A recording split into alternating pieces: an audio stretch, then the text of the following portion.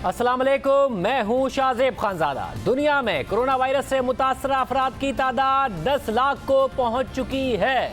तेजी से केसेस सामने आ रहे हैं, 10 लाख तजावुज होने वाला है। पाकिस्तान में अभी तक कोरोना वायरस से मुतासर अफराद की तादाद 2386 हो गई है। 32 अफराद की मौत हो चुकी है, जबकि 107 अफराद सेहतियाब हो चुके हैं। पाकिस्तान में अब तक सूरत हाल मगरबी ममालिक के मुकाबले में बेहतर है, जहां अमेरिका में इस वक्त तकरीबन 2.5 लाख लोग इस वायरस से मुतासिर हो चुके हैं। यानी दुनिया भर की इस वक्त जो मुतासिरा लोग हैं उसमें से 25%, एक चौथाई अमेरिका में है। डॉक्टर फहीम यूनुस अमेरिका में कोरोना वायरस से मुतासिर होने वाले अफराद का इलाज कर रहे हैं। अमेरिका जहां इस वक्त दुनिया में सबसे ज़्यादा कोरोना वायरस के मरीज हैं और हर गुजरते दिन के साथ वहां मुतासरीन की तादाद में इजाफा हो रहा है।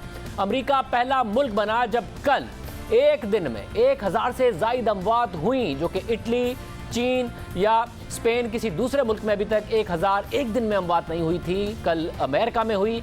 डॉक्टर फहीम यूनुस वहाँ पर मरीजों का इलाज भी कर रहे हैं। जब से कोरोना वायरस के केसेस फैलना शुरू हुए हैं वो इस हवाले से बात करते रहे हैं, वहाँ के मीडिया पर बात करते रहे हैं। साथ ही जो मफरूज़े और साजिशी नज़रियात इस हवाले से फैलते रहे उनका जवाब देते रहे। किसी ने कह दिया कि कोरोना वायरस गर्मियों में ख़त्म हो जाएगा, इसका जवाब दिया उन्होंने कि ये दुरुस्त नहीं। किसी ने कह दिया मच्छर के, किसी ने कहा कि ये एक बुनियादी मफरूज़ा है कि 10 सेकंड तक अगर आप सांस रोक लें तो ख़त्म हो जाएगा। साथ ही ये भी कहा गया कि ज़्यादा पानी पिए तो ख़त्म हो जाएगा। तमाम चीज़ों को वो बताते रहे हैं। हमारे साथ डॉक्टर फहीम यूनुस, माहिर अमराज infection, chief quality officer and chief of infectious disease university of Maryland में हमारे साथ मौजूद हैं। अमेरिका से हमें ज्वाइन कर रहे हैं। पाकिस्तान में SIUT ने भी इस वक्त लोगों की स्क्रीनिंग शुरू की है। 3000 से ज़ायद अफराद की स्क्रीनिंग की है। डॉक्टर अदीब रिजवी सीनियर डॉक्टर हैं, उनका क्या तजर्बा है इस वक्त, वो भी हमारे साथ मौजूद होंगे। साथ ही जो प्लाज्मा है ताकि इम्यूनाइजेशन के ज़रिए मरीज़ों का इलाज हो। पाकिस्तान में याह्या जाफरी जो पहले मरीज़ थे उन्होंने आज इसका हवाले से प्लाज्मा दिया है। कितने और मरीज़ दे रहे हैं इस पर हम बात करेंगे। हमारे साथ मौजूद होंगे डॉक्टर साकिब अंसारी जो कि माहिर अमराज खून है, जिन्होंने आज ये खबर आवाम के सामने रखी। मैं सबसे पहले डॉक्टर फहीम यूनुस आपके पास आना चाह रहा हूँ। आपने वक्त निकाला, बहुत शुक्रिया।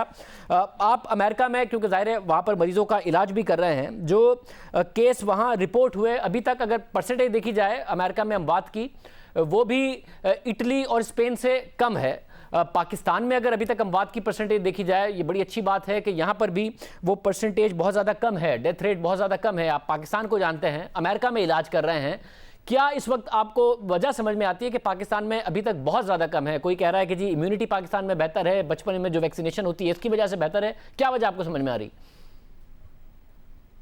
देखिए, अल्लाह करे कि ये ऐसा ही हो कि पाकिस्तान के रिजल्ट्स बेहतर हों।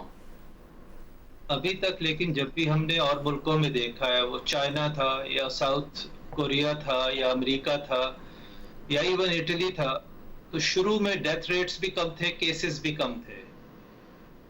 और ये इन्फेक्शन ऐसा है कि 1 से 2 को, 2 से 4 को, 4 से 8 को, जब वो एक्सपोनेंशियल ग्रोथ होती है तो 1 महीने 2 महीने के बाद यकदम पूरा माहौल और पूरी सूरत हाल तब्दील हो जाती है। तो हो सकता है कि अभी हम अर्ली स्टेज में हो पाकिस्तान में। यानी कि ये जो इस वक्त कहा जा रहा है कि शायद पाकिस्तान में बचपन में जो वैक्सीनेशन होती है जो दूसरे ममालिक में नहीं होती, उसकी वजह से बेहतर हो रहे हैं, या फिर ये कहा जा रहा है कि जी एंटीबॉडीज़ हैं मलेरिया की वजह से, इन तमाम चीज़ों की वजह से आप कह रहे हैं अभी अर्ली है, बहुत बहुत जल्दी है ये बात कहना? जी बिल्कुल, ये टू अर्ली है। देखिए, मैंने बहुत तकलीफ उठाई जिंदगी में। पहले 10 ओवर्स के बाद मैंने सोचा कि आज तो हम ये मैच जरूर जीत जाएंगे, और वो मैच हम इन दी एंड हार गए। तो हम वो गलती अपने 20 करोड़ की आवाम के साथ नहीं कर सकते। It's too early to draw conclusions. अभी तो पूरी दुनिया में ये एक पैंडेमिक चल रहा है, तो हमें बहुत ज़्यादा एहतियात की ज़रूरत है। और अल्लाह ताला करे अगर 1 साल 2 साल के बाद हम मुड़ के देखें और हमारे रिजल्ट्स डिफरेंट हैं तो बहुत खुशी की बात है। मुझे उससे ज़्यादा खुशी कभी नहीं होगी। लेकिन अभी हमारी कौम को जो मैसेज है वो यही होना चाहिए कि हमें बहुत ज़्यादा एहतियात की ज़रूरत है। अमेरिका में अगर आप देखें, फरवरी के महीने में हम बिल्कुल यूं ही सोच रहे हैं कि कुछ नहीं होगा, बहुत थोड़े केसेस हैं, सिर्फ एक डेथ है, और आज मुल्क दुनिया में सबसे ज़्यादा केसेस हमारे पास हैं। लेकिन हमने बहुत ज़्यादा टेस्टिंग की है। न्यूयॉर्क में एक दिन में 15,000 टेस्ट हो रहे हैं। मुझे तो नहीं पता पाकिस्तान में, लाहौर में एक दिन में 15,000 टेस्ट हो रहे हैं या नहीं, लेकिन अगर वो टेस्ट हम करेंगे तो हमें अंदाज़ा होगा कि एक्चुअल डिजीज़ का बर्डन कितना है। डॉक्टर साहब, एक और जो मसला है वो ये कि कहा जाता है कि जी नौजवानों में बहुत कम इससे मुतासिर होते हैं, उन्हें कोई ख़तरा नहीं है। आपने, क्योंकि अब अमेरिका में तादाद इतनी बड़ी हो गई है, 2.5 लाख के करीब पहुंच चुकी है, अमवात बहुत ज़्यादा हो रही हैं, तो क्या वाकई जो नौजवान हैं वो किसी खतरे में नहीं हैं? जो मरीज़ आपके सामने आ रहे हैं, अगर वो उन्हें कोई वैसे मसला नहीं है, वो स्मोकिंग नहीं करते, कोई प्रॉब्लम नहीं है, तो उन्हें कुछ नहीं हो रहा, या फिर नौजवान भी वहाँ पर खतरे में हैं और आपने देखा है कि उनकी तबीयत बहुत ज़्यादा और हालत बहुत ज़्यादा ख़राब हुई है और जान को खतरा आया है? ये बहुत अच्छा सवाल है, क्योंकि इस मामले में हमारी अपनी अंडरस्टैंडिंग बढ़ रही है हर हफ्ते, हर महीने। पिछले महीने तक हमें ये लग रहा था कि ज़्यादा जो लोग 70 साल से ऊपर जिनकी उम्र है, या जो कैंसर के मरीज़ हैं या डायलिसिस पे हैं, या जिनको और ऐसी बीमारियां हैं जिनसे इम्यूनिटी कमज़ोर हो जाती है, क़ुव्वत मुदाफ़ियत कमज़ोर हो जाती है, वो लोग ज़्यादा इन्फेक्शन का शिकार भी हो रहे हैं और उनके रिज़ल्ट्स भी बुरे हैं। लेकिन अब पिछले 2 हफ्तों से हम ये देख रहे हैं कि वो लोग जो 30-40 साल की उम्र के हैं और जिनको कोई और बीमारी नहीं, कई दफ़ा उनमें भी बहुत बुरे इन्फेक्शंस हमें नज़र आ रहे हैं। तो ये कहना अगेन थोड़ा जल्दी होगा कि ये सिर्फ एक तरह के लोगों को इफ़ेक्ट कर रहा है। मेरे ख़्याल में इसके इन्फेक्शंस तकरीबन हर एज में हो रहे हैं, लेकिन ऑफ़ कोर्स जो लोग बुज़ुर्ग हैं, जिनकी क़ुव्वत मुदाफ़ियत कमज़ोर है, उनका रिस्क ज़्यादा है। एक और बात जिससे ज़ाहिर तवक्को की जा रही है कि जब गर्मियाँ आएंगी तो, और ऑफिशियल सतह पर भी कहा जा रहा है कि जी गर्मी आएगी तो शायद इस वायरस के असरात कम हो जाएंगे, ये सर्वाइव नहीं कर पाएगा, पाकिस्तान में गर्मी पड़ती है। साइंसी तौर पर अब कुछ किसी नतीजे पर पहुँचे हैं इस वक्त लोग, या फिर आपके ख्याल में अभी तक ये सारी कयास राइयाँ ही हैं?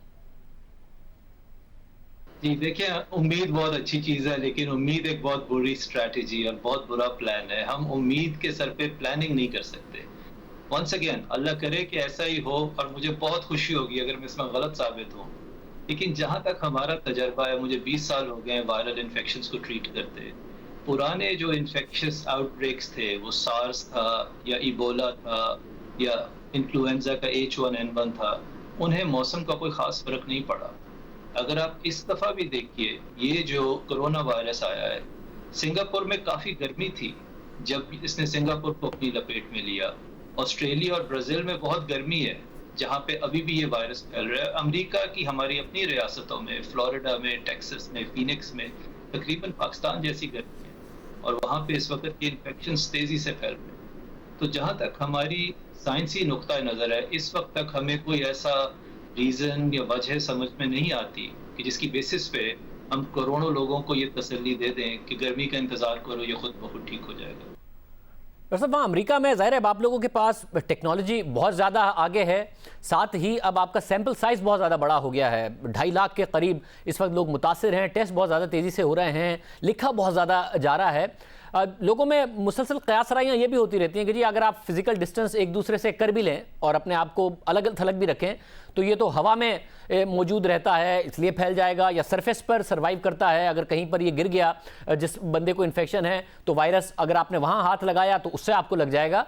इस वक्त जो मरीज़ आए हैं और जो इस वक्त तक वहाँ पर काम हुआ है, क्या एक मरीज़ से दूसरे मरीज़ तक साथ और पास बैठने की वजह से ही, टच करने की वजह से ही फैलता है, या फिर फ़िज़ा में अगर वायरस मौजूद हो सकता है, या फिर किसी सरफेस से भी लगा? इस वक्त क्या है जो लोगों का दायरे, वहाँ पर तो पूरी तहकीक होती है जब कोई शख्स मुतासिर हो कि क्या हिस्ट्री है, किस तरीके से इसको वायरस लगा है। जी देखिए, हर चीज़ का एक लाइक्लीहुड होता है, चांस होता है। कार एक्सीडेंट में इंसान का चांस बहुत ज़्यादा है, लेकिन किसी शख्स पे बिजली गिर जाए ये हो तो सकता है, लेकिन इसका चांस बहुत कम है। जो हम देख रहे हैं अभी तक कि वायरस की स्ट्रैटेजी है कि ये एक इंसान से एक दूसरे इंसान में मुंतकिल होता है। तो चार दोस्त बैठे गपशप लगा रहे हैं, हाथ मिला रहे हैं। अगर आपने हाथ नहीं धोए, या अगर आप किसी बड़े कॉन्सर्ट से आ रहे हैं, कोई भी ऐसी जगह जहाँ लोगों का हजूम है, वो वायरस की पसंदीदा जगह है, क्योंकि ये उसकी स्ट्रैटेजी है कि एक शख्स से दूसरे में मुंतकिल हो।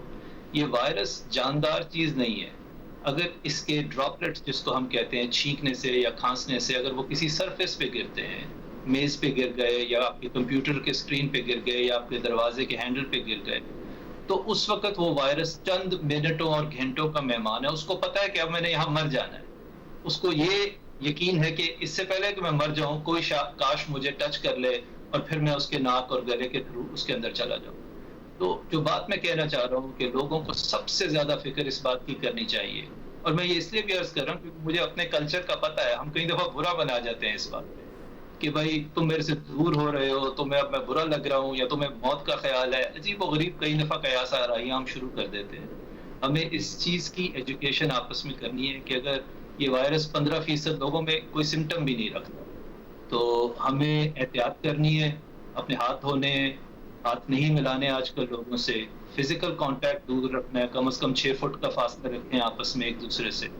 और कोई भी ऐसी जो तकरीब है, शादी की तकरीब हो या जनाजे की तकरीब, जहाँ पे बहुत सारे लोग इकट्ठे होंगे, ये उस वायरस की स्ट्रेटजी है, वहां से ये वायरस फैलेगा। अगर आप इसको देखें तो साउथ कोरिया में भी एक बहुत बड़े चर्च से शुरू हुआ, और यहाँ अमेरिका में भी इसी तरह के बहुत सारे केसेस हुए हैं कि जहाँ लोगों के हजूम से ये वायरस बहुत तेजी से फैलता है। तो सबसे बड़ी हमारी जो जहाँ हमें ख्याल रखना चाहिए वो इस बात का रखना चाहिए, सबसे ज्यादा अपने हाथ धोएं और बड़े बड़े हजूमों से बचें, 6 फुट दूर रहिए।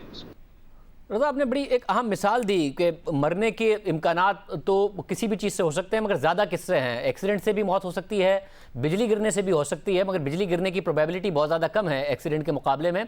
अभी पाकिस्तान में बड़ा रहा है, कुछ गैर संजीदा बयानात भी आए, सियासी क़यादत की तरफ से भी आए, वज़ीर-ए-आज़म ने कह दिया 2% लोगों को होता है, इसमें घबराने की ज़रूरत नहीं है। जो हेल्थ मिनिस्टर हैं डॉक्टर ज़फ़र मिर्ज़ा, उन्होंने यहाँ तक कह दिया कि दुनिया ने इस पर ओवर रिएक्ट किया है, इतनी कम प्रोबेबिलिटी है, इस बात की क्या गारंटी है कि आप सड़क पर जाएंगे तो आप एक्सीडेंट नहीं हो जाएगा, आप एक्सीडेंट से नहीं मर जाएंगे। अब ये एक अलग बात है अगर 2 गाड़ियों का आपस में एक्सीडेंट हो तो वो तीसरी गाड़ियों को और चौथी गाड़ी को सड़क पर इन्फेक्ट नहीं करते, ये वायरस करता है। आपके ख्याल में वाकई अब जो कुछ आपने देखा है, जो पेशेंट्स आप ट्रीट कर रहे हैं, जो कुछ अमेरिका में हो रहा है, ज़ाहिर है मार्केट्स भी ऊपर नीचे हो गई, मईशत को भी वहां पर खतरात हो गए हैं, दुनिया ने वाकई ओवर रिएक्ट किया है आपके ख्याल में? देखिए, मैं तो डॉक्टर हूँ, पॉलिटिशियन नहीं, पॉलिसी बनाना तो मेरा काम नहीं है। तो वो जो लोग समझते हैं बेहतर, वो उनका काम है, और मैं उनकी राय को ज्यादा मोहतरम समझूंगा। जहां तक मेडिसिन का ताल्लुक है, अगर तो दुनिया 100 लोगों की होती तो मेरा ख्याल है बहुत बड़ा ओवर रिएक्शन है, क्योंकि उनमें से 98 लोग खुदा के फजल से जिंदा बच जाते, कोई 1 या 2 फौत होते। मसला यह है कि दुनिया 100 लोगों की नहीं है, दुनिया 7.5 बिलियन लोगों की है। और अगर उसमें से 10%, सिर्फ 10% लोगों को ये वायरस हो जाए, तो आप खुद हिसाब लगाइए कि 2% मोर्टेलिटी के साथ शायद वो 25 मिलियन के करीब बन जाए। इस वायरस का सबसे बड़ा नुकसान सिर्फ ये नहीं है कि कितने लोग इसकी वजह से हलाक हों, इसका ये नुकसान है कि कितने सिस्टम्स इसकी वजह से पलट जाएंगे, क्योंकि इसके अंदर एक खौफ है। हमें लोगों के उस खौफ को ठीक करना है, हमें लोगों के एतबार को बहाल करना है, हमें उनको एहतियात सिखानी है, खौफ नहीं सिखाना। तो अगर हम इसको खुला छोड़ देंगे, और जब आपके पास ऐसे केसेस आने शुरू होंगे कि जो इंतहाई खौफनाक आउटकम जिनका होगा, तो उससे सिस्टम्स को, इकोनॉमी को, उससे जितना नुकसान होगा, वो आप इस वायरस को खुला नहीं छोड़ सकते। आप ये नहीं सोच सकते कि आग घर के एक कमरे में रहे, मैं दरवाजा बंद कर दूं तो ये इसी कमरे में रहेगी, वो पूरे घर में जाए। तो जितनी जल्दी हम इस हकीकत को तस्लीम करें कि बेस्ट स्ट्रैटेजी ये कि हम इस वायरस के खिलाफ वो वाली जंग करें जो बाकी मुल्कों ने की और वो जीत रहे हैं। साउथ कोरिया, सिंगापुर, ताइवान जीत रहा है ये जंग, इवन चाइना इस वक्त ये जंग जीत रहा है। तो मैं समझता हूँ वसाइल की कमी अपनी जगह है, यहाँ पे फिर हमें सबको मिल के इकट्ठा होना है। देखें, आखिरी बात मैं ये जरूर कहूंगा कि जब तक वायरस हमसे ज्यादा मुत्तहिद है, वायरस जीता रहे। हम लोग आपस में मुत्तहिद हों, और कोई भी डिसीजन 100% ठीक नहीं होगा, ना डॉक्टर्स का ना गवर्नमेंट का। हमें अपने उलुल अमर के साथ मिलके चलना है, वो 80%, 90% ठीक जो भी फैसला करें, अपनी राय को फिर हमें पीछे रखना है, और कलेक्टिव राय के साथ हमें इस वायरस के साथ लड़ाई करनी है, और वो लड़ाई जीतनी है इंशाअल्लाह। और साहब, बहुत शुक्रिया, आपने वक्त निकाला, अमेरिका से हमारे साथ मौजूद थे, तफसील से आपने उनकी गुफ्तगू सुनी। डॉक्टर फ़हीम यूनुस इस हवाले से जो मुख्तलिफ मिथ हैं वो भी बता रहे थे, अपना जो तजर्बा है अमेरिका में जब वो इलाज कर रहे हैं उसका भी उन्होंने जिक्र किया। पाकिस्तान में हमारे प्रोग्राम से बात हुई थी, एक डॉक्टर ताहिर शमसी ने कहा था कि जो पैसिव इम्यूनाइजेशन है, यानी जिसको पहले वायरस हो गया और वो सेहतियाब हो गया, तो उसकी जिस्म में ये सलाहियत पैदा हो जाती है कि वो एंटीबॉडीज़ डेवलप कर लेता है, उसके खून में ये सलाहियत पैदा हो जाती है कि वो वायरस से लड़ सके, क्योंकि वायरस का पता होता है खून को। तो ऐसा शख्स जो सेहतियाब हो गया हो, अगर वो उसके खून से प्लाज्मा निकाल कर उन अशखास को लगाया जाए जिनको जो वायरस से मुतासिर हो रहे हैं, तो वो सेहतियाब हो सकते हैं और वेंटिलेटर की स्टेज तक वो नहीं जाएंगे, उनकी तबीयत बहुत ज़्यादा नहीं बिगड़ेगी, और ये बड़े पैमाने पर भी काम हो सकता है। हमारे प्रोग्राम के बाद उनसे पंजाब हुकूमत ने रब्ता किया, सिंध हुकूमत ने रब्ता किया, अब इस हवाले से काम हो रहा है। आज एक अहम खबर आई कि जो पाकिस्तान में पहले सेहतियाब मरीज़ हैं कोरोना वायरस के, याह्या जाफरी, उनकी तरफ से कोरोना वायरस से मुतासिर होने के बाद और सेहतियाब होने के बाद उन्होंने अपना प्लाज्मा डोनेट किया है और मज़ीद अब 100 से ज़्यादा तादाद हो गई है सेहतियाब लोगों की। अगर वो भी करेंगे तो फ़ायदा होगा। हमारे साथ ये खबर डॉक्टर साकिब अंसारी ने आज ब्रेक किया। आप माहिर अमराज खून हैं। डॉक्टर साकिब अंसारी, बहुत शुक्रिया। आप समझते हैं अच्छा रिस्पॉन्स आ रहा है लोगों का? एक बस पर डेवलपमेंट हुई जब याया जाफरी की तरफ से डोनेट किया गया। जी अल्हम्दुलिल्लाह, बहुत ही पॉजिटिव गेस्चर है इनकी फैमिली का, बच्चे का अपना, और उसने ये कहा कि जी मैं अपने मुल्क कौम के लिए अगर कुछ अच्छा कर सकूं तो करूं। उसके अलावा ये कि जो इंफ्रास्ट्रक्चर और जो सहूलियात और जो ह्यूमन रिसोर्स ट्रेनिंग है वो एक रीज़नेबल नंबर ऑफ पेशेंट्स के लिए मौजूद हैं पूरे मुल्क में, और अफराद की ट्रेनिंग और इक्विपमेंट हर तरह से। मगर अल्लाह ना करे कोई बहुत ह्यूज डिज़ास्टर हुआ तो ज़ाहिर है उसके लिए तो हम तैयार नहीं हैं। ऐसा वो तो डॉक्टर शमसी ने भी कहा था कि चंद लोगों के लिए, चंद 100 लोगों के लिए तो मौजूद है, और अभी बड़ा शुक्र है खुदा का कि बहुत ज़्यादा लोगों की हलाकतें नहीं हुई हैं। संजीदा भी इस वक्त क्रिटिकल लोग नहीं हुए हैं कि उन्हें वेंटिलेटर्स पर डालना पड़े, इतनी बड़ी तादाद नहीं है। मगर पंजाब और सिंध की तरफ से एक मस्बत रिस्पॉन्स आया था और कहा गया था कि कुछ चीज़ें अगर जल्दी से आ जाएँ तो 1000 से ऊपर और 4000 तक लोगों को भी ट्रीट पाकिस्तान में किया जा सकता है। क्या अभी भी नहीं है, उस तरफ तेज़ी से काम नहीं हो रहा? जी नहीं शाहजेब, यहाँ पे मैं एक बहुत इंपॉर्टेंट पॉइंट क्लियर कर दूं, क्योंकि आपका प्रोग्राम पूरे पाकिस्तान और दुनिया भर में बहुत ज़्यादा सुना जाता है। हमें कोई नई टेक्नोलॉजी नहीं चाहिए, हमें कोई नया इक्विपमेंट नहीं चाहिए, हमें कोई नया ह्यूमन रिसोर्स ट्रेनिंग नहीं चाहिए।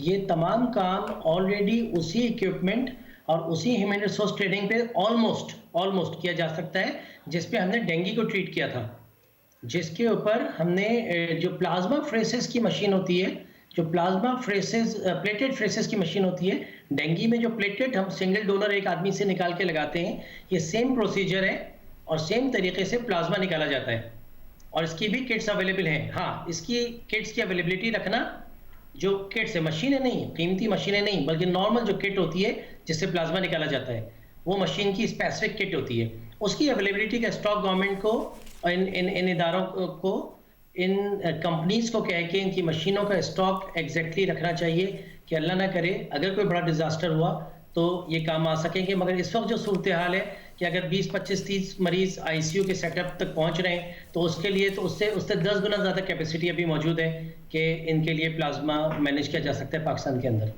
अच्छा, और अगर एक मरीज़ जो सेहतियाब हो गया उससे कितने मरीज़ों के लिए प्लाज्मा लगाया जा सकता है? कितनी एक मरीज़ से वो फ़ायदा हो सकता है? अगर मरीज़ों की तादाद आपको कितनी चाहिए, मशीनरी और वो सारी बातें एक तरफ है। देखिए, स्टडीज़ जो हुई हैं चाइना में और उसके अलावा जो 2-3 स्टडीज़ मौजूद है, उसमें एक ही पेशेंट का 200 सीसी प्लाज्मा निकाल के एक पेशेंट को लगाया गया और 3 से 7 दिन के अंदर बेहतरी देखी गई। बहुत शुक्रिया, हमारे साथ मौजूद थे। साथ ही डॉक्टर अदीब रिजवी किसी तारुफ के मोहताज नहीं है। पाकिस्तान में जो काम डॉक्टर अदीब रिजवी का है वो सबको पता है, और अब SIUT में भी स्क्रीनिंग शुरू की गई है कोरोना वायरस के मरीजों की। साथ ही ICU में भी जगह रखी गई है ताकि उनकी ट्रीटमेंट हो सके। डॉक्टर अदीब रिजवी साहब हमारे साथ मौजूद हैं। डॉक्टर साहब बहुत शुक्रिया। डॉक्टर साहब, आपके पास ज़ाहिर है आपने स्क्रीनिंग भी शुरू की है, साथ में मरीज़ भी हैं, किस नोयत, क्रिटिकल नोयत के हैं? क्या आपका तजर्बा है जब आप देख रहे हैं कोरोना वायरस के मरीज़ों को, क्या आप बताना चाहेंगे? डिफरेंट पोजीशन में मरीज़ आए हैं और करीब अब तक हम लोग 3,500-4 हज़ार के दरमियान केसेस देख चुके हैं, और केसेस वक्तन फ़वक्तन अभी भी आ रहे हैं। जो पेशेंट आए हैं उसमें कुछ तो काफ़ी सीरियस थे जिनको इंटेंसिव केयर में रखा गया, वहाँ तो रिकवर कर गए हैं। कुछ ऐसे थे जिनको कि वार्ड में रखा गया है, और कुछ ऐसे पेशेंट हैं जिनको कि देखने के बाद 12 घंटे रखने के बाद घर भेज दिया गया है। मुर्दाबाद। लेकिन we have to be vigilant, क्योंकि between a very serious patient and less serious patient बहुत थोड़ा सा फ़र्क होता है, और तब कंडीशन की तब्दील होने में देर नहीं लगती। डॉक्टर साहब ये बताइएगा, क्योंकि पाकिस्तान में, और ये बड़ी अच्छी बात है अभी तक कि मरने वालों की तादाद कम है। एक तो ये कि जी हमें ज़्यादा पता नहीं है कि कितने लोग मुतासिर हुए हैं क्योंकि टेस्ट कम हुए हैं, मगर जो जिनका पता है उसमें भी अभी तक मरने का रेशो कम है, जिसकी वजह से अब बार बार बात हो रही है। आपको लगता है कि वाकई ये क्योंकि आपका बहुत ज़्यादा तजर्बा है, कोई इम्यूनिटी पाकिस्तानियों की बेहतर होती है इसलिए हो रहा है, या अभी बहुत जल्दी होगा ये बात कहना और इस बात को देख कर रिलैक्स हो जाना? मैं आपसे एग्री करता हूँ कि थोड़ा जल्दी हुआ कहना, number 1। Number 2, Pakistan as a whole अगर हम ले रहे हैं तो बड़ा मुश्किल है स्टेटिस्टिक्स जमा करना कि हम सिर्फ शहरों की या वो जो हॉस्पिटल की पॉपुलेशन उसके बारे में हम कमेंट कर सकते हैं, लेकिन और क्या हो रहा है दूसरे शहरों में, तहसीलों में और गांव में, उसका हमें अंदाज़ा नहीं है। तीसरी चीज़ ये भी है कि डायग्नोस्टिक एक्सपर्टीज़ इतनी ज़्यादा नहीं है, टेस्ट नहीं है लिहाजा। लेकिन एक बात वो मैं कह सकता हूँ कि मेरा अपना ऑब्जर्वेशन है कि हम लोग के अंदर इम्यूनिटी है। होता है कि कुछ इम्यूनिटी इसलिए हो कि हम पहले इस किस्म के 2-4 अटैक हो चुके हैं जिसको नाम कोई भी दिया हुआ, इबोला था या और कोई चीज़ थी, दाग था, लेकिन इस किस्म के हम जो हमारी पब्लिक हम लोग जो हैं इस किस्म के हादसा से हम 2-4 हो चुके हैं पहले, और वायरसेस जो हैं वो अटैक करते रहे तो हमारे अंदर डेफिनेटली जो इम्यूनिटी है कुछ हद तक डेवलप हो गई है। बहुत शुक्रिया। डॉक्टर अदीब रिजवी हमारे साथ मौजूद थे। तमाम डॉक्टर की राय आपने सुनी। अब मसला ये आ रहा है कि पाकिस्तान में टेस्ट बहुत कम हुए हैं, अमेरिका में बहुत ज़्यादा टेस्ट हुए तो बहुत ज़्यादा पता चला। फिर भी कहा जा रहा है इतने टेस्ट करने के बावजूद कि मुतासरात लोगों की तादाद अमेरिका में भी ज़्यादा हो सकती है। पाकिस्तान में अभी तक सिंध हुकूमत के हवाले से 7,000 का नंबर आ रहा है, पंजाब हुकूमत सिर्फ 15,000 लोगों का कह रही है कि टेस्ट किया गया है, हालांकि वफाकी हुकूमत उसका और कम नंबर दिखा रही है कि 3,000 लोगों का टेस्ट हुआ है।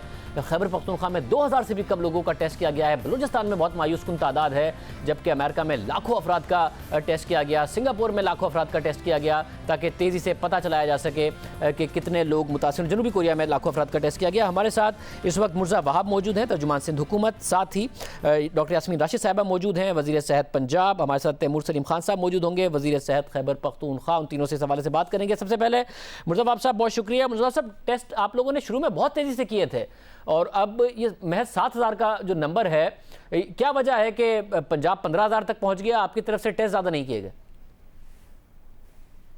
बिस्मिल्लाहिर्रहमानिर्रहीम। शाजिब, 7,000 के करीब हमने टेस्ट किए हैं और जो मेरे पास NIH की इत्तलात हैं, अभी तक सूबा सिंध में सबसे ज़्यादा टेस्ट हुए। पंजाब में गालिबन ये 5 या 5,500 टेस्ट एज पर NIH रिपोर्ट जो WHO ने भी कंफर्म की है। तो अभी भी जो तादाद है सबसे ज़्यादा वो सिंध गवर्नमेंट की है।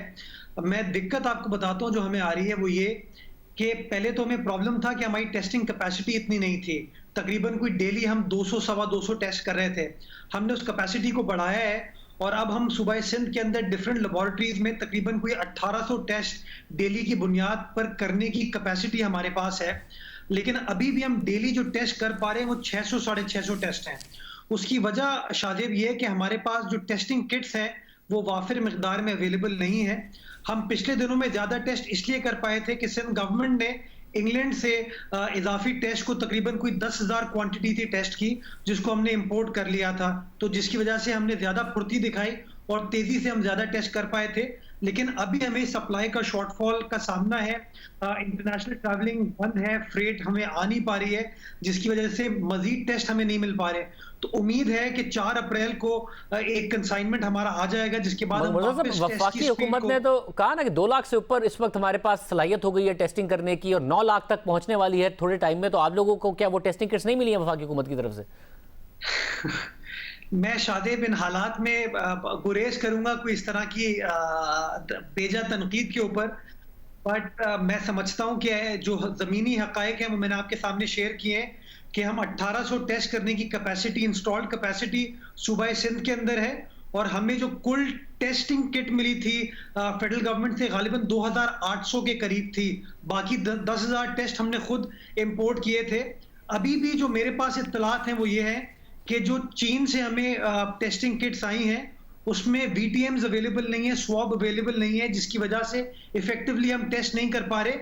बट सिंध गवर्नमेंट ने फिर कोशिश की है कि हम इंडिपेंडेंटली इंडस हॉस्पिटल के ताउन के साथ फर्दर टेस्टिंग इक्विपमेंट को इंपोर्ट कर सकें। और हमें यकीन दिलाया गया है कि 4 तारीख को हमारा अगला कंसाइनमेंट पहुंच रहे। तो इंशाल्लाह वंस द कंसाइनमेंट रीचेस हमारी स्पीड में फिर इजाफा हो जाएगा। मुर्जा साहब, रिलीफ वर्क आपने शुरू किया सिंध में या नहीं किया गया? लोगों को राशन पहुंचाना, लोगों की मदद करना, क्योंकि जाहिर है सिंध हुकूमत लॉकडाउन की हामी है मगर लोगों के हालात खराब हो रहे हैं। 14 अप्रैल तक अगर लॉकडाउन को आगे बढ़ाया गया है तो रिलीफ वर्क आपकी तरफ से शुरू किया गया?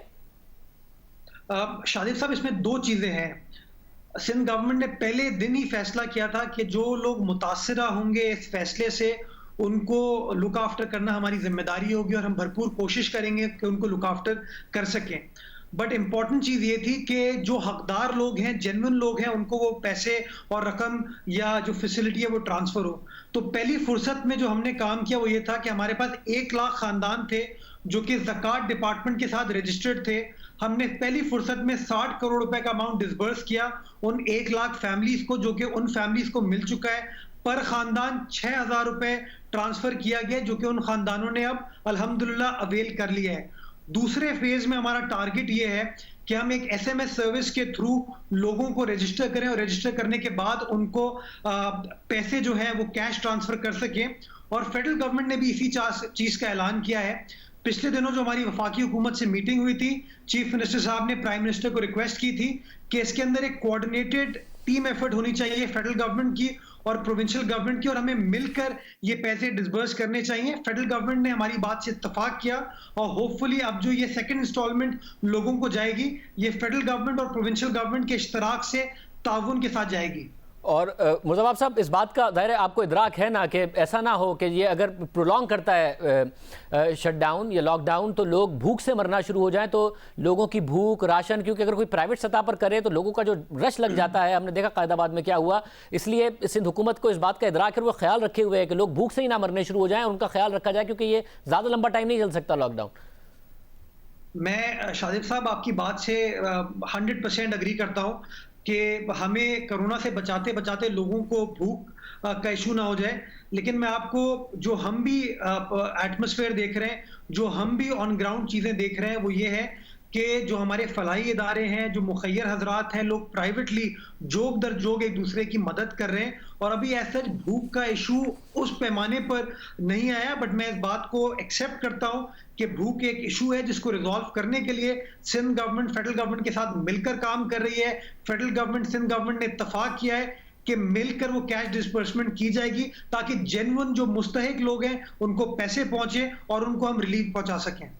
बहुत शुक्रिया। मुर्ज़ावाब साहब हमारे साथ मौजूद थे। डॉक्टर यास्मीन राशिद साहबा भी हमारे साथ मौजूद हैं। डॉक्टर साहब बहुत शुक्रिया। डॉक्टर साहब, अब टेस्ट पाकिस्तान ने कम किए हैं, जिसकी वजह से सवाल उठता है कि जो केसेस की तादाद है वो दुरुस्त है या नहीं। मगर ये जो तादाद है अभी भी तकरीबन 900 से तजावुज़ की है पंजाब में, 2000 से तजावुज़ की है पाकिस्तान में। अचानक एक स्पाइक नहीं आई है? आपको लग रहा है कि ये एक कंट्रोल में सिचुएशन है? दूसरे ममालिक में अचानक से जो स्पाइक क्रिएट हुई थी और फिर तादाद मल्टीप्लाई होना शुरू हो गई थी, वो वाला सिनेरियो अभी नहीं डेवलप हुआ है? मेरा ख्याल है थोड़ा सा हमारी कुछ ये जो कुछ it's a little different from what is developing in European countries and in America, जिसकी अभी हमें तो बहुत ज़्यादा अभी भी समझ नहीं है, लेकिन कुछ थेरीज़ आपके सामने आ रही हैं कि जिस तरह की स्पाइक हम एक्सपेक्ट कर रहे थे उस तरह की स्पाइक शायद नहीं है, या उस तरह के सीरियस मरीज़ नहीं हैं। देखें, अगर मैं कहती हूँ मेरे पास इस वक्त 914 मरीज़ ऐसे हैं जिनका पॉजिटिव आया है कोरोना। अब उसके अंदर जो 90% हैं they have either no symptoms और they have very mild symptoms, बहुत माइल्ड सिम्टम्स हैं, और कुछ हैं जिनके सिम्टम्स हैं। इस वक्त क्रिटिकल पेशेंट हमारे पास 2 हैं। उसके अलावा हमारे पास वो कहते हैं थोड़े से ज़्यादा सिम्टम्स वाले 5 या 6 हैं। तो मेरा ये मतलब है कि जो बहुत ज़्यादा बीमार जितने हम वहाँ यूरोप के मुल्क में हो रहे हैं और जिस तरह अमेरिका में बहुत ज़्यादा लोगों को they have to be put on ventilators, वो सिचुएशन यहाँ नहीं है। हमारे पास एक जो इंतकाल किए थे जेएलएम से, वो पेशेंट हमारे पास वेंटिलेटर पे 5 दिन रहे, but then of course once you go on to the ventilator 15% survival rate होता है। तो हमारे पास जो पेशेंट्स भी फौत हुए हैं, when they came into the hospitals all of them were not suffering from respiratory problem. उसके अंदर 2-3 पेशेंट्स को तो कार्डियोमायोपैथी हुआ है। तो या तो ये है कि कुछ म्यूटेशन हुई है इस वायरस के अंदर, जो वायरस जो है उसका इस वक्त पाकिस्तान में, इंडिया में, बांग्लादेश में थोड़ा सा डिफरेंट रिस्पॉन्स है। द अदर हाइपोथेसिस इज़ कि शायद क्योंकि सबको ट्यूबरकुलोसिस का वैक्सीन लगा था बचपन के अंदर, तो प्रॉब्ली किसी किस्म की प्रोटेक्शन आ गई है। तीसरी हाइपोथेसिस ये भी चल रही है कि मलेरियल बेल्ट थी, तो शायद कुछ किस्म की कोई इनेट रेजिस्टेंस है। एक बात ज़रूर है, ये मैं ये ज़रूर सोचती हूँ कि विरुलेंस जो है उसकी, अगर मैं अपने पास 914 केसेस की भी बात करूं तो जितनी विरुलेंस मैं एक्सपेक्ट कर रही थी उतनी विरुलेंस नहीं है, उससे कम विरुलेंस है। मतलब साथ में भी बताइएगा कि जो एक तो पहले ही टेस्ट बहुत कम हो रहे हैं, मगर आप लोग जो 15,000 का नंबर कोट कर रहे हैं, जो भी कम है, फर्क नजर आ रहा है। जो वफाकी हुकूमत की वेबसाइट है, जो NIH है, उस पर सिंध हुकूमत कह रही है कि 7,000 की है, वही नंबर नजर आ रहा है। खैबर पख्तूनख्वा भी डिस्प्यूट नहीं करी, बलूचिस्तान भी नहीं करी, मगर आप 15,000 कह रहे हैं, वो 5,000 कह रहे हैं। तो असल में कितने आप लोगों ने टेस्ट किए हैं, वो सही बता रहे हैं या आप लोग सही बता रहे हैं? देखिए जी, मेरा ख्याल है कोई I don't know what is the reason for this discrepancy. मैंने ऑलरेडी अपने डिपार्टमेंट से कहा है कि जी इस चीज़ को प्लीज़ अभी एक अपने मेरे स्पेशल सेक्रेटरी को बाकायदा फोकल पर्सन इसका बनाया है कि हमारे डेटा में और फेडरल गवर्नमेंट के डेटा में कोई डिफरेंस नहीं होना चाहिए, एंड वी मस्ट इंश्योर कि whatever data we collect every day that must be convey to, क्योंकि जो हम डेटा इकट्ठा करते हैं वो निजी लैब का भी करते हैं और अपना भी करते हैं। नेचुरली निजी लैब का इसलिए करते हैं कि जैसे अगर 199 मरीज़ हैं मेरे पास लाहौर के अंदर, तो बहुत सारे इनमें से मरीज़ों ने तो प्राइवेट लैब से करवाया है, और हमारे पास ये जब डेटा रिपोर्ट होता है तो फिर हम उन लोगों को हॉस्पिटल में भी लेके आते हैं। इस वक्त ये सारे मरीज़ हमारे पास किसी न किसी अस्पताल में दाखिल हैं। तो ये जो डिस्क्रिपेंसी आ रही है, इसको मैं आज ख़ास तौर पे कहा है टू लुक इनटू इट कि क्यों आ रही है, और इंश्योर करेंगे कि अगले 1-2 दिन में it would be cleared up. बहुत शुक्रिया। तैमूर सलीम खान साहब, वज़ीर सेहत खैबर पख्तूनख्वा हमारे साथ मौजूद हैं। बहुत शुक्रिया खान साहब। आपका भी बहुत कम 2,000 से भी कम टेस्ट किए हैं, हालांकि खैबर पख्तूनख्वा में केसेस आए थे। कैसे पता चलेगा कि कितने लोग मुतासिर हुए हैं अगर पाकिस्तान टेस्ट इतने कम करेगा, जबकि WHO भी कह रहा है कि टेस्ट करें टेस्ट करें टेस्ट करें, बाकी ममालिक ने ऐसे ही कंट्रोल किया? शाहजेब साहब, हमारी जो टेस्टिंग प्रोटोकॉल्स थे मुल्क में, वो बेसिकली उन लोगों को केटर कर रहे थे जो बाहर से आते हैं। और अगर आप पाकिस्तान में इंटरनेशनल ट्रैफिक देखें तो जो 3 एयरपोर्ट सबसे ज़्यादा एयर ट्रैफिक देखते हैं वो Karachi, Islamabad, Lahore, probably in that order. तो जो हमारे टेस्ट कम हुए हैं वो इस वजह से कि बिटवीन जनवरी एंड मार्च ज़्यादातर टेस्ट जो KP में ही कैरी आउट हुए वो टेस्ट होंगे जो कि पेशावर एयरपोर्ट से आए या वो सस्पेक्ट्स जो कि अफ़गान बॉर्डर से आए। नेचुरली उनकी तादाद जो है वो कम होगी। हमारी टेस्टिंग कैपेसिटी जो ओरिजिनली 40 पे थी, अभी 300 पे है जो हमारी लैब है KMU पे। आज तकरीबन उस पर 2 घंटे हम मिले और 2 चीज़ें डिसाइड की। सूबे के अंदर जो पब्लिक सेक्टर में कैपेसिटी है वो कोशिश करना है कि 1000 और 2000 के दरमियान में जितने भी हमारे पास PCR लैब्स हैं और फैसिलिटीज़ हैं, इसमें पेशावर, मर्दान, सवाबी, डेरा इस्माइल खान, बनू, एबटाबाद और स्वात, ये सारे सेक्टर्स में ये सारी जगहों पे हमारे पास पोटेंशल है। लेकिन इससे भी ज़्यादा हमने आज सारे उन प्राइवेट सेक्टर इदारों की जो सूबे में बड़े हस्पताल हैं और जो बड़े प्राइवेट सेक्टर के इदारे हैं जो टेस्ट करते हैं, मसलन आगा खान यूनिवर्सिटी, शौकत खानम, चुगताई लैब्स, उन सब के साथ हम अगले 2-3 दिनों में एंगेज करेंगे ताकि हम प्राइवेट सेक्टर के थ्रू भी कैपेसिटी बढ़ाएं। मगर झगड़ा साहब, ज़्यादा जब टेस्ट अमेरिका में हुए तब पता चला कि कितनी इन्फेक्शन है, तो वफाकी हुकूमत तो कह रही है हमारे बहुत सारी अब किट्स आ गई हैं, सिंध हुकूमत कह रही है कि हमें कुछ नहीं दिया। कि आपको भी वफाकी हुकूमत की तरफ से नहीं दिया गया? नहीं शाहजेब, ये तो मैं क्लियरली कहूँगा कि NIH से जितनी क्वांटिटी में सैंपल्स आ रहे हैं कि हमारे पास टेस्टिंग किट्स की शॉर्टेज नहीं रही। टेस्टिंग बढ़ाने में UTMs जो ट्रांसपोर्ट मटेरियल होता है टेस्ट की, उसकी कैपेसिटी कंस्ट्रेंड है, जिसके लिए हम प्राइवेट सेक्टर को भी देख रहे हैं। लेकिन फ़िलहाल वो भी बॉटलनेक नहीं बना। जब हम अपनी टेस्टिंग कैपेसिटी बढ़ाएंगे तो हमने UTMs का जो है कोई सोल्यूशन निकालना है जो मेरे ख्याल में निकल आएगा। लेकिन चाहे इसमें आई थिंक कि फेडरल गवर्नमेंट का कसूर तो नहीं है, ओरिजिनल हमारे प्रोटोकॉल्स और दुनिया में बहुत से ममालिक में, जैसे आपने अमेरिका का, UK का भी कहा, वहाँ भी अभी तक टेस्टिंग नहीं हो रही थी। जैसे मैंने कहा, ये बड़ा इशू तब होता अगर हम ये मानते कि सिर्फ वही केसेस हैं सूबे में जो कि नज़र आ रहे हैं। हम ये नहीं मान रहे। हमारी जो है सूबे के लेवल पे सोफिस्टिकेटेड मॉडलिंग चल रही है और मेरे ख्याल में हम ये अस्यूम कर सकते हैं जैसे बाकी दुनिया में कि जो हमारे केसेस होंगे वो शायद रिपोर्टेड केसेस से 10 गुना भी ज़्यादा हो सकते हैं। अब उसमें मुख्तलिफ थियरीज़ हैं लोगों की। कुछ लोग कहते हैं कि हमारी इम्यूनिटी ज़्यादा हो सकती है, लेकिन मेरे ख्याल में जब तक इन चीज़ों की एविडेंस ना हो, और ये मुझे क्लियरली कहना पड़ेगा कि अब तक कोई साइंटिफिक एविडेंस नहीं आई, हमें ये अस्यूम करना पड़ेगा कि जैसे वो ममालिक जैसे अमेरिका है, बरतानिया है, जो कि बड़ी कंजर्वेटिव टेस्टिंग स्ट्रैटेजी से गए हैं मैस टेस्टिंग पे, हमें भी उस पे जाना पड़ेगा। और अगर मैं अरबों रुपए पीपीई पे और वेंटिलेटर्स पे लगा सकता हूं, मुझे टेस्टिंग किट्स लगाने में और टेस्ट कंडक्ट करने में कोई हिचकिचाहट नहीं होगी। बहुत शुक्रिया। तैमूर सलीम खान हमारे साथ मौजूद थे। प्रोग्राम में एक ब्रेक लेंगे। आज तनकीद की है सोशल मीडिया पर सहाफ़ियों को जिस तरीके से टारगेट किया जा रहा है, बिलावल भुट्टो ज़रदारी ने उस पर तनकीद की है, हुकूमत पर तनकीद की है। मामला तफसील से आपके सामने रखेंगे कि किस किस तरीके से क्या क्या सोशल मीडिया पर हुआ जब वज़ीर आज़म से सख्त सवाल हुए। एक ब्रेक के बाद